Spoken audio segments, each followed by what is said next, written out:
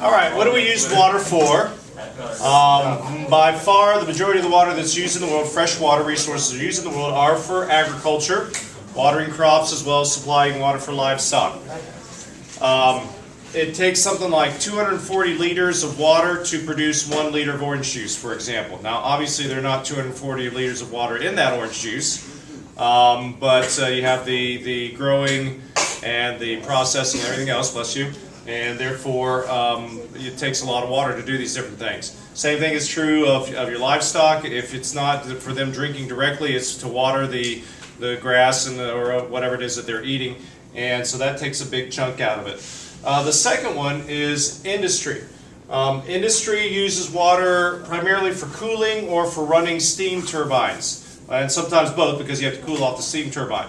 A steam turbine is the primary way in which electricity is generated, and you just simply boil water, and that water, the steam from that water, pushes a fan-like device called a turbine, and that turns a generator. We'll go in a lot more detail about that later, but that's the way most electricity is generated around the world, and of course it uses a lot of water to do that. Then the final one here is the one that most of the people associate with water use, and that is your municipal use of water, sometimes called domestic, sometimes called residential. The only reason why we steer a little bit clear of the domestic and residential labeling for that is that when you use water, for example, here at school for water fountains and things like that to wash your hands or whatever else, that's considered a municipal use of water too. So it's basically for homes and buildings and things like that. So that is in order: flushing, washing, and oh goodness, what did I forget the last one there? And I'm on tape too. Flushing, washing. Help me out here, people. What else would you use it for? No, that's going to fall in the washing. I said washing. Flushing. We'll come back to it later. It'll come to me. Alrighty, so drinking. My gosh. I said drinking. Well, I'm sorry, I didn't hear you. Alright, so drinking, yes, and drinking being the one that we use the least volume for. But, as you might imagine, the drinking and the washing, etc., require the highest water quality. So that's why we actually see a lot more necessity for a large water quality for the municipal, even though it doesn't use much of it. You need to have the highest quality for that particular purpose, of course. All right, so where does it come from? Wait, Water? is the good habits on there, such as Huh? drinking, flushing, and... We'll get there. Yeah, no, that's not what we're talking about. That's not what the answers would be there. So, where does this come from? The source of your freshwater supply in a given area is the precipitation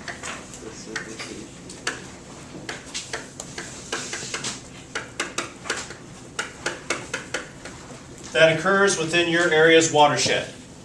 Okay, so the watershed, as I mentioned before when we watched the video, we talked about that quite a bit. It's basically where water lands on the ground as precipitation in your area. When it does that, it's going to either infiltrate to become groundwater,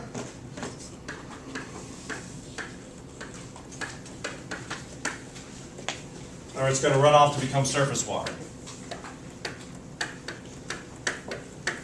And these are the two main places where we get our water from. In Florida, the main place we get our water from is the aquifer. We have a very substantial and easy to access aquifer, but it's about 50-50 nationwide as to whether or not you get your water from the surface water, lakes and rivers, etc., or from underground, from pumping it up from the aquifer.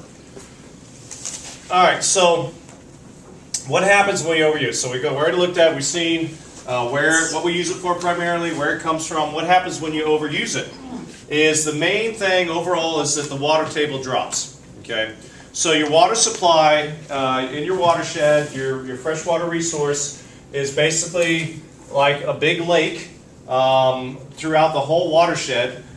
And the only place that we see it, though, however, is where the ground drops into that water supply. So you've got this big mass of water underneath the ground, and some of it when it comes to the surface, or when the surface dips down into it, we have lakes, etc. But for the most part, you have a lot that's underground there.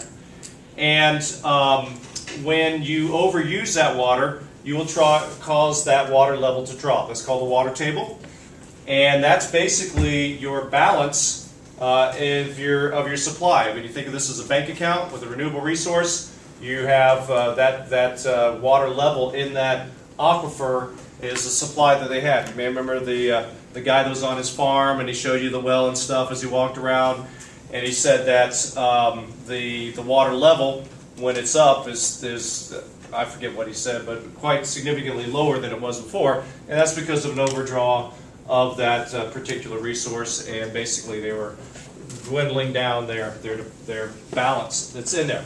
Now when that happens, several things will happen or can happen, one of which is habitat destruction, particularly in wetlands, but also in areas that water itself is a very limiting resource like grasslands.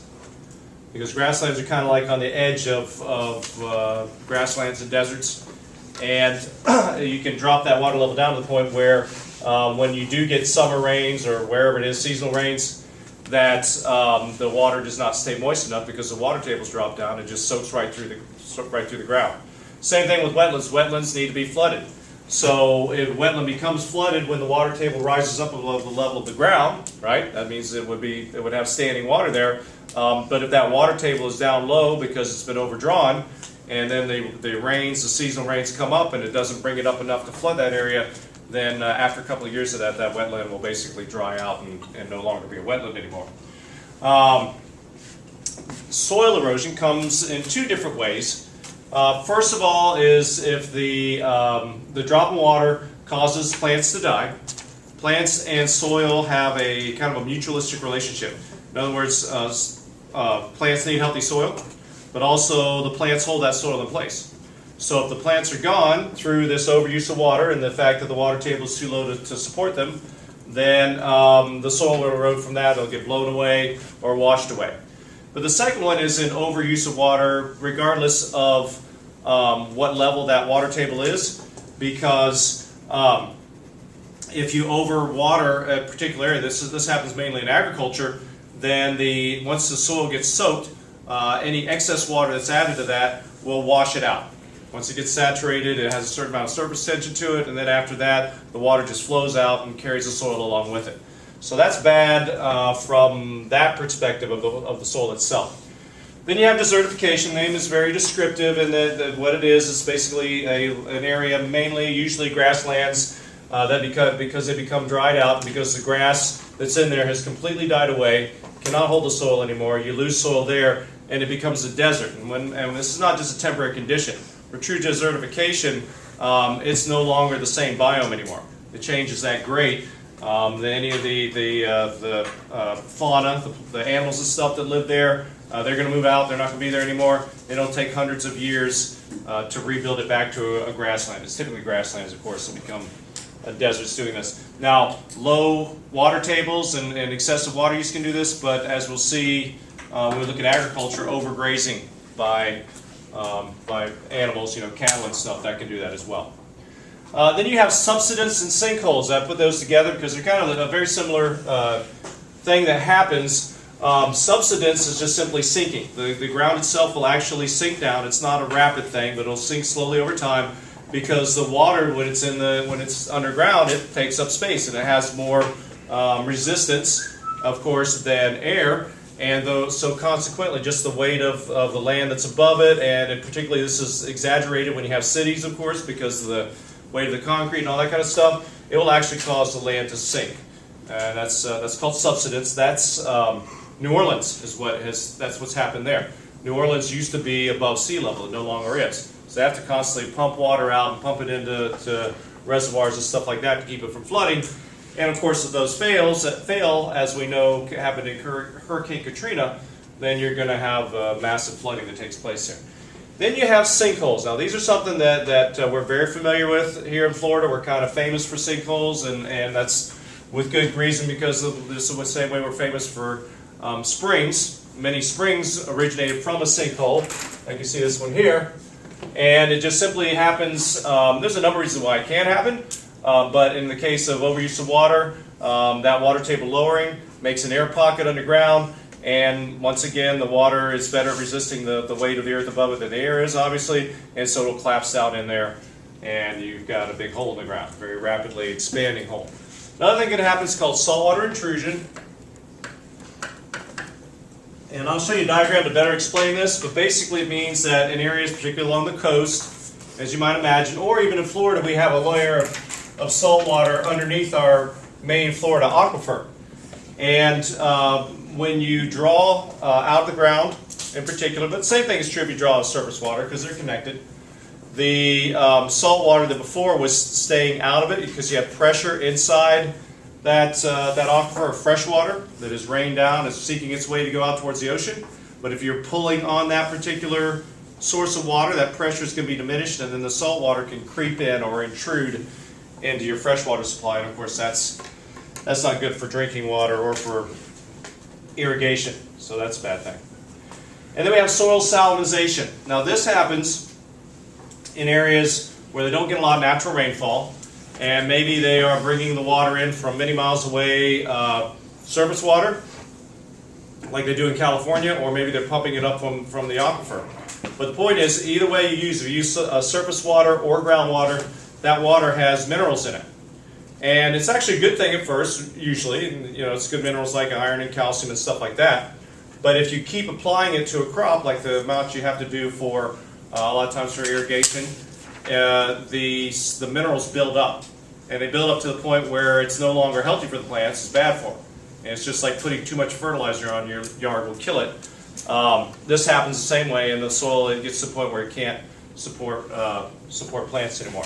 Mr. Herbach, you put away your phone and pay attention, please. All right. Any questions so far about what we use it for, where it comes from, what can happen if we overuse it? Just kind of a summary of those different things. And then you notice I've devoted a lot of it to water conservation. When we talk about resources conservation, of course, is key. That's what's going to help keep our withdrawals down, because we don't have a lot of control over the deposits, of course, because that's based upon rain and other types of precipitation. So there's certain things you can do, though, to reduce the amount that ends up getting used.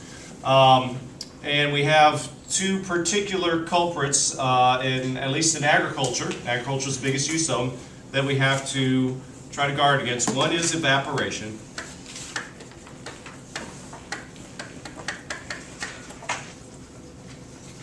And when you have evaporation, that water is going to go into the air, and there's a good chance, depending upon where you're located, that it will end up going away somewhere else and be precipitated down somewhere else. So you can think of the water cycle in that respect. Water shortages, freshwater shortages even, are always local. So there's a constant amount of water that's in the atmosphere and that condenses and comes down. The water cycle is pretty constant. The only thing that changes that is the overall temperature of the earth. But where it comes down is very highly subject to changes in wind patterns and things like that. That's why places have periodic droughts in some places, and there will be flooding in other places. So the water goes somewhere else basically from where you are, there from where you need it. So if the water is underground, which is the best thing, or at least in surface water, you've got some reduction in evaporation there, particularly if it's deep. But when you spray it out or spread it out in canals and things like that, it's more exposed and therefore more likely to evaporate. So you want to keep it closed up. Pipes, of course, is the typical way to do that, but they're expensive. But the ultimate goal is to transport that water to as close to the roots as possible. And the ideal, kind of the high point of that type of irrigation is called drip and mist. And you may have seen some of these fixtures. Have you ever seen places where people are watering their shrubs, and usually don't use it in grass, but use it for individual plants? And you'll see like a halo of spray from them, and you're wondering, what's this thing watering? It's just misting the leaves. Well, that's part of it, and the plants can absorb some water through the leaves, but what you're probably not seeing is the fact that it is the unit itself has got a very small, fine amount of water, very small hole aperture for the water to come through, but you couldn't just spray that down the roots because that would wash the soil away, because that's going to come out at a high pressure. The lower the volume, the higher the pressure. So what they have done is they developed this thing where it will shoot out and it goes straight up and it hits this kind of over this lip thing. This is a cross section of it. And so then the water drops and beads up on there, and then eventually drips down and gets into the roots right there. And this uses very little water when it does that. So it may seem like a lot is being wasted in the mist, but that's negligible. The majority of the water ends up dripping down to the roots and things like that. So reducing, well, you didn't have to cross, we shouldn't cross it out, but I'm going to have to go too. You know what? I take that back. I'm going to give it to you. I'll leave your number up there, group 3, because it does. This will reduce erosion. But the culprit here that we're trying to get to is runoff. So you have two main things that reduce the efficiency of watering in agriculture. One of them is evaporation, the other one is runoff. And the reason for that is if your ground that you're watering is uneven and you're using a spray system, then that water, when it hits the upper parts of it, is not going to stay there. It's going to run off. It's going to flow downhill. And so that means if you want those plants that are at a higher level to get more water, you have to apply more water. Then the other thing that happens with that, or the second thing that happens with that, is that it means that in the lower lying areas the water is going to pool up, and that's not good for plants either. You can drown them that way. So all in all, you definitely need a very level field. And then finally, I will say, this will be kind of a subject for next week when we look at soil, is the fact that also with that runoff, of course, comes soil erosion. This is what I referred to a minute ago when I said, you know, that soil erosion comes not only if the plants are dead and don't hold the soil anymore, but it also comes if you overwater to the point where the water runs off and it'll take the soil with it. So that's a doubly bad thing, perhaps even worse for farmers. So you want to have your fields as level as possible. You can also do something called contour plowing, which will, it works along the contour of the land, the shape of the land in hilly areas. And it basically, by the way it's shaped and the water runs downhill naturally, it slows that down and is able to catch that water as it goes downhill. And it's the same idea, same concept when you do terracing, although even terracing's on even steeper ground, like a mountainside. And in terracing, they actually make like stair steps down the mountain. I'll show you a picture of it.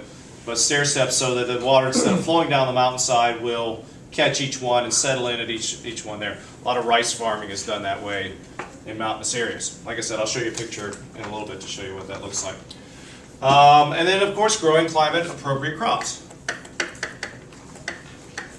Don't grow bananas in Kansas, or don't attempt to. You probably don't want to grow wheat in Brazil either. But for certain, if you have a crop that needs a lot of water, then you're going to have to water a lot. It's just not going to be using the best use of water.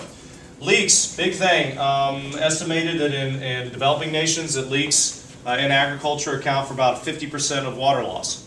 So that's a lot of water that's just being leaked and going on. Now, granted, it takes money to keep up on plumbing and stuff, but it's definitely something that's important. And then monitoring or watering based on the soil moisture. So we see that a lot of times watering is based on timers, but this does not account for natural precipitation. So if you've ever gone along and it's raining out and you see the sprinklers going, like in the medians and stuff, that drives me crazy. But that's obviously a waste of water. So it's pretty simple systems that can monitor that water, electronic systems, and they're not very expensive, and that can turn off if the water soil moisture is at a certain level. Then it'll turn the water off, and yes, it does say moisture. All right, any questions on saving water in agriculture? So you want, Thank you.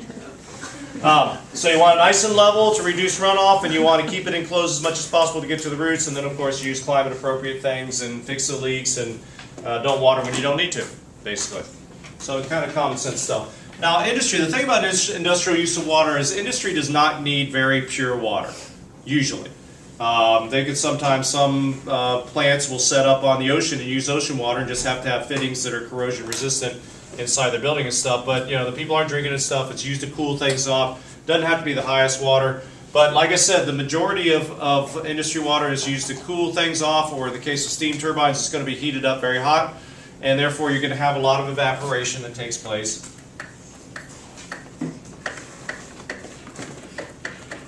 So to counter that, you want to cool it off as much as possible. And typically this comes in the form just simply running the water through long pipes that go around the building. And as we'll see when we study energy resources, you can actually take that extra heat and use it for things, whether it's to heat a building that needs heat, or sometimes it's hot enough to even generate electricity to run a steam turbine, generate electricity, that kind of thing. Reusing it basically consists of having an on-site holding pond rather than using a natural waterway, but usually that holding pond has to be supplemented, so at that point you'll pump water in from a natural source most of the time. All right, then finally municipal, what can you do at home? So low flow, that's correct, we're going to call it low volume. To give it a physics type name. You may have studied in physics, or you've studied at home when you take your finger and put it over the output of a hose. You notice that it comes out a lot harder.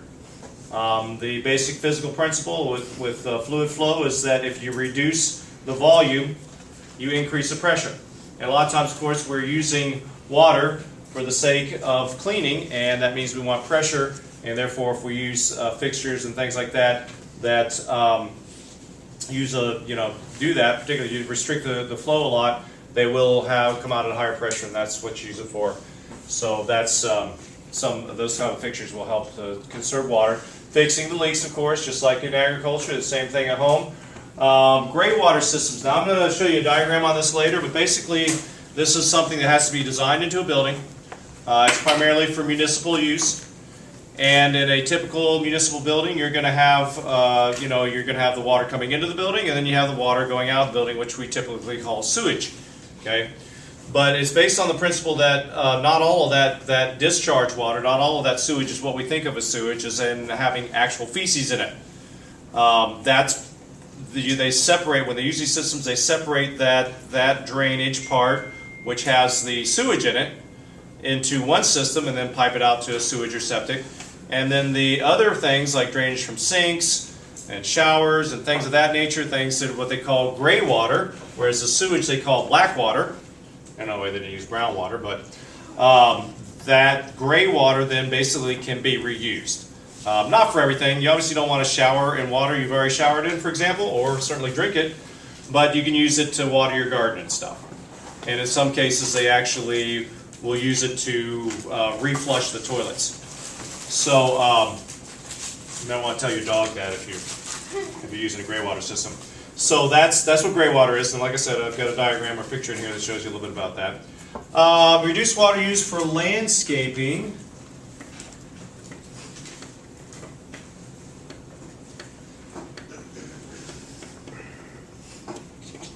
Now we see that landscape. I'm gonna put it out here. Landscaping. And this is a pet peeve of mine. You might have figured that out already, is the amount of water that's used for basically for ornamental purposes, particularly by municipalities, cities and stuff. Like St. Augustine versus Bahia grass. Yeah, Mr. Brenda, do you have a question? My mom makes me drink her bath water so that we don't waste it. That explains a lot. Good for your mom. Bad for you, but good for your mom and the rest of society, I guess. Sure. Yeah, not going to advise that, okay? But, yes? What is xeriscaping? Xeriscaping, just pronounced like it has a Z, I don't know what the English language is all about, but it's pronounced xeriscaping. And as it mentions there, it means doing landscaping that uses very little water. Can anybody think of any ideas or how you would do that, or what would you use? Rock shovel. Rocks, yeah. You could do work on it using a shovel, of course. I'm not talking about what it takes to make it, but when whoever said rocks was correct. You can use rocks and other kind of ground cover like mulch and stuff rather than plants themselves, or use plants like cactuses, or even just using native plants, or like I've said, Bahia grass instead of St. Augustine grass uses much less water. So just using very water conservative plants, or perhaps no plants at all for your landscaping. And I think it makes for a more interesting landscape myself, but that's what xeriscaping is. All right.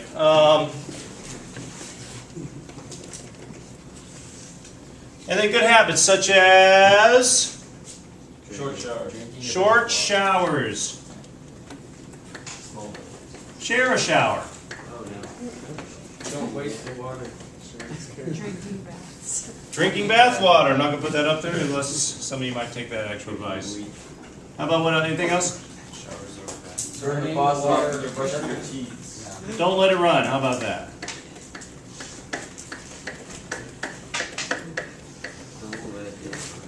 You know, like when you brush your teeth, things like that. There's a whole bunch of them. Smaller wash loads, for example. If you wash, you know, if you just put a few things in the dishwasher or in the washing machine, it's going to use a lot more water per cloth or dish or whatever. Landscaping, once again, don't water at noon. Yep. Why not?